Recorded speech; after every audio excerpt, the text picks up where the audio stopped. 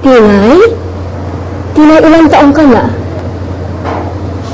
Tinay, how old are you? Tinay, look at teacher. Tinay, look at teacher. Buong araw na ho kasi ganyan si Tinay.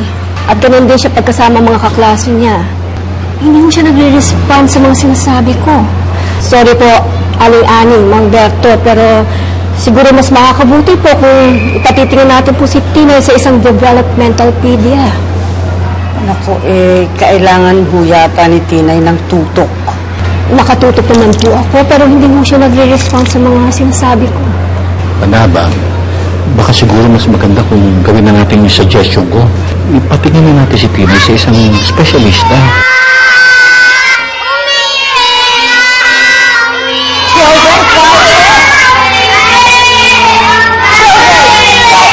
Quiet! Hindi niyo ba kung na-toilet train si Tinay? Tinuturuan naman ho namin siya, pero hindi ho talaga matuto. Kaya nga ho namin siya pinasok sa school. Akala namin kung may mga makakasama siyang mga kapwa niya bata, mahihiya siyang umihi sa sarili niya kung saan-saan man.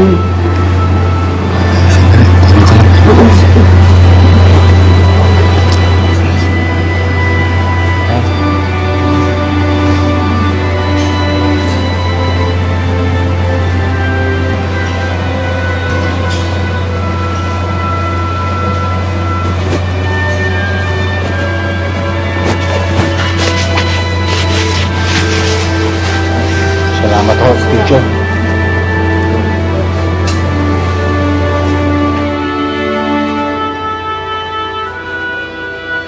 Base po sa resulta ng test, may intellectual disability po ang apo ninyo. Ibig bang sabihin ay merong diferensya pag-iisip ni Tinay? Mabagal lamang po ang development ng isip niya, hiwalay po sa development ng katawan niya. Yung ba ang dahilan kung bakit hindi siya makakapagsalita? Kung bakit hindi siya katulad ng mga ibang batang mga kasing edad niya? Huwag po kayong mag-alala kasi in time, matututo rin po siyang magsalita. Mas matatagalan nga lamang po kumpara sa isang normal na bata. Sa ngayon po kasi Aling-Ani, ang level po ng isip ni Tinay ay ka-level po lamang ng 1-2 taon na bata. Sinasabi niyo ba na habang buhay ng isip bata si Tinay, hindi na ba tatanda ang isip ng apo namin? Tatanda naman ho, kaya lang, mas matatagalan po kasi hanggang sa level po lamang ng 7 o 8 years old na bata ang maaabot ng pag-iisip ni Tinay pagtanda niya.